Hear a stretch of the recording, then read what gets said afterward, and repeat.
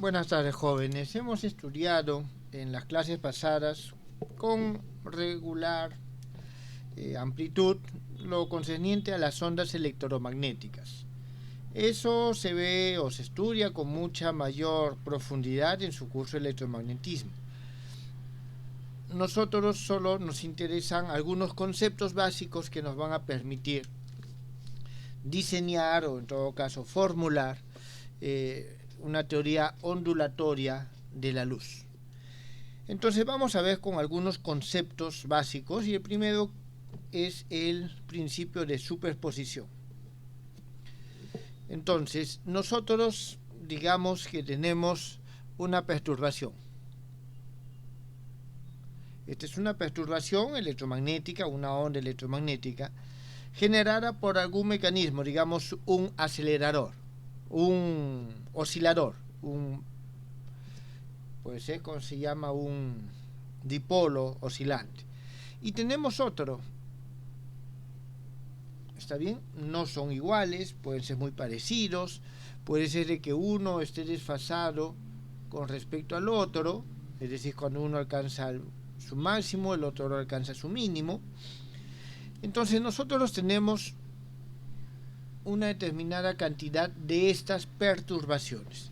Vamos a decir que tenemos que esta es la perturbación psi1, este es psi2, esto es psi3 y esto continúa. ¿Está bien? Continúa. Entonces, nosotros decimos todas estas, aquí las he dibujado separadas, pero imaginemos de que actúan sobre un mismo punto, ¿está bien? Sobre una misma región. Entonces podríamos considerar de que es algo de esa forma.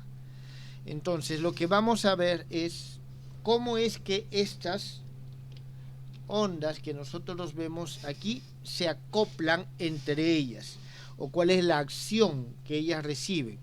Tengan en cuenta que una perturbación, imagínense que es una cuerda de guitarra, yo toco la cuerda y se propaga la perturbación.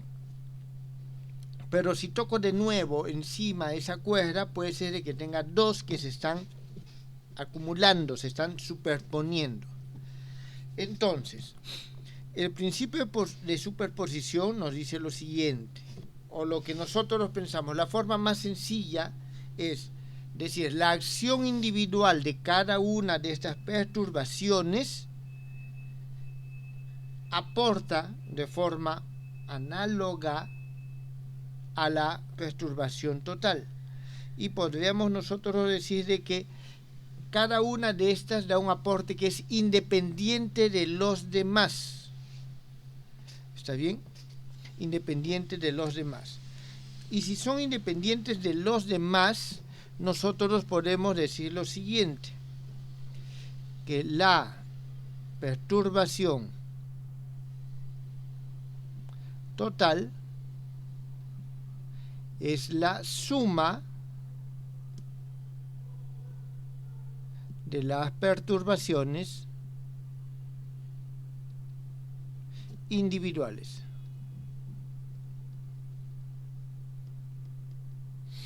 ¿Eso qué significa? En nuestro caso va a significar que la perturbación total es igual a la perturbación 1 más la permutación 2 más la perturbación 3 más todas las perturbaciones que vengan hacia adelante. Y esto es 1.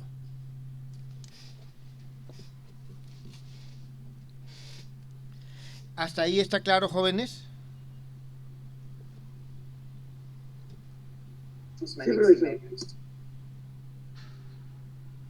Muy bien.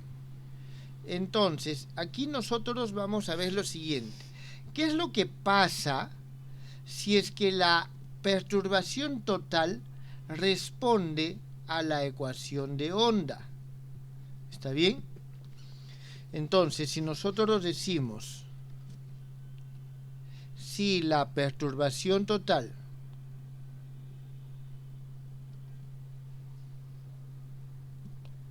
corresponde, es decir, es solución en este caso, a un proceso determinado por la función de onda, lo voy a escribir de forma explícita, más la segunda derivada de psi con respecto a z al cuadrado. Esto es igual, voy a ponerlo en términos generales, 1 sobre b derivada, segunda derivada de psi con 1 sobre b al cuadrado con respecto al tiempo. Si nosotros tenemos de que en términos generales la perturbación total responde o satisface esta ley, está bien, esta ley, a ver, voy a poner aquí lo siguiente, es decir, el movimiento se describe por la ecuación de onda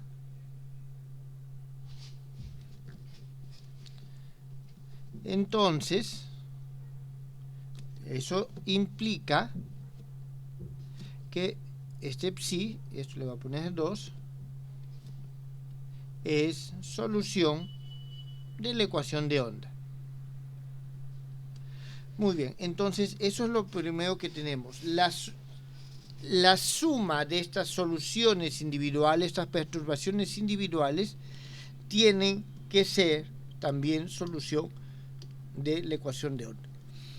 ¿Hasta ahí está claro, jóvenes?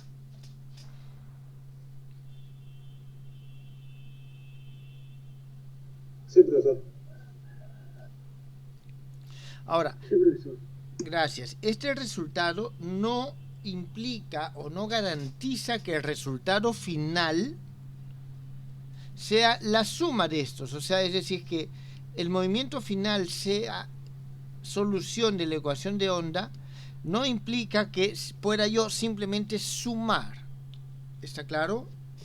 Estos resultados parciales o esa acción individual de cada una de estas perturbaciones. Entonces, ahí es donde entra el principio de superposición. El principio de superposición es una hipótesis física. ¿Está bien? Entonces, al decir que es una hipótesis, es algo que se plantea. No existe mecanismo a priori que me permita demostrar o asegurar que eso es así. Se plantea y después se verifica, se comprueba. Entonces, el principio de superposición nos dice lo siguiente. Vamos a poner aquí, según el principio de superposición, el cual tiene, vuelvo a repetir, el rango de hipótesis física,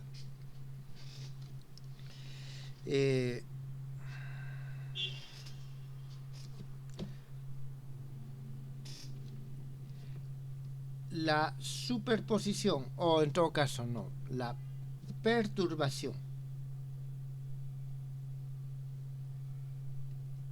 total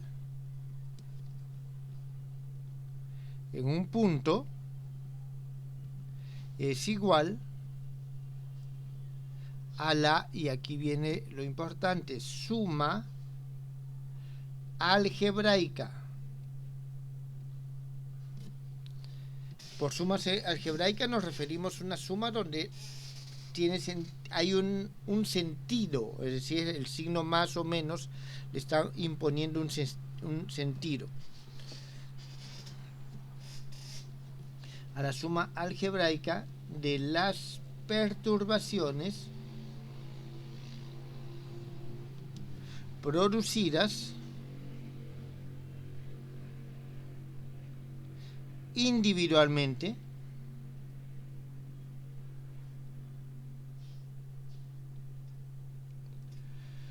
por las fuentes.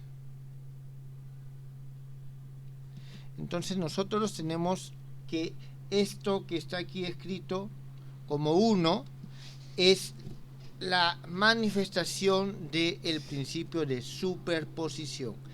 ¿Hasta ahí está claro, jóvenes?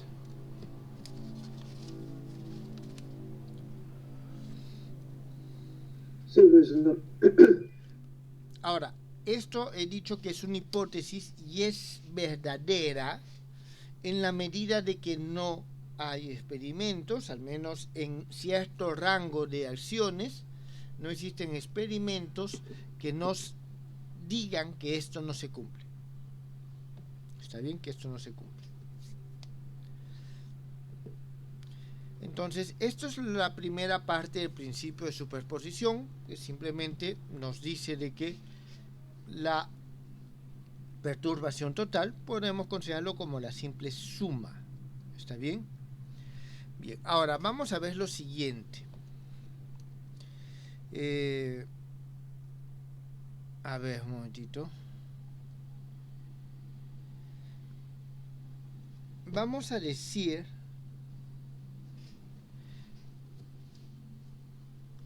lo siguiente. Vamos a trabajar con dos fuentes. ¿Está bien? Vamos a trabajar con dos fuentes. Vamos a imaginar de que nosotros tenemos solamente dos fuentes. Si tenemos dos fuentes, aquí hay que tener en cuenta lo siguiente. Vamos a ver, digamos, una especie, un parlante, digamos, y tenemos nosotros aquí otro parlante. Tenemos dos fuentes. Cada una de estas está lanzando sus ondas, psi 1, psi 2. Entonces nosotros por acá tenemos un receptor. ¿Está bien? Aquí tenemos un receptor de alguna forma. Entonces nosotros queremos ver, si queremos hallar esto,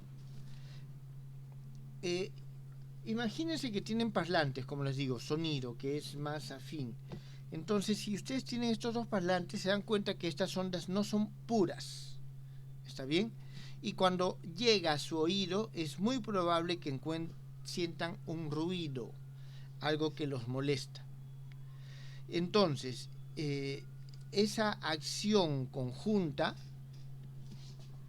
en este caso se podría expresar de esta manera, como que el psi total es igual al psi 1 más el psi 2 más un alfa 1, psi 1 al cuadrado más alfa 2, psi 2 al cuadrado, más un alfa 1, 2, psi 1 por psi 2 más, y así sucesivamente. ¿De dónde salen estos términos? De desarrollar en series de Fourier cada uno de estos en un punto dado. Digamos que acá en este punto es donde voy a hacer que confluyan. Entonces desarrollo en términos de serie de Fourier alrededor de ese punto, que lo considero 0, y obtengo un desarrollo de esta forma.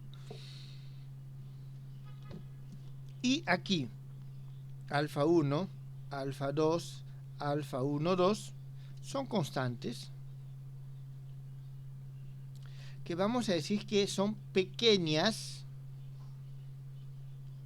en comparación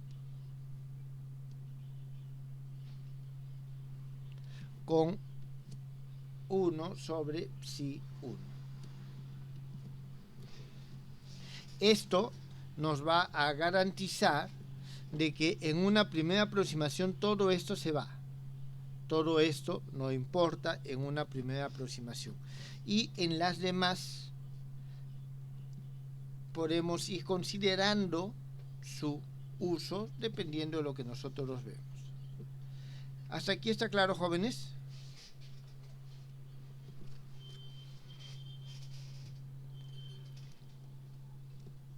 Entonces, esto es lo primero con el principio de superposición. Físicamente está implicando que estamos desechando estas partes que son de órdenes superiores. ¿Está claro? De órdenes superiores. Ese Sí. alfa es distancia. Estos alfas son coeficientes, nada más. Son coeficientes para que es la suma. ¿Está bien? Nada más. Muy bien. Entonces, esto es el principio de superposición.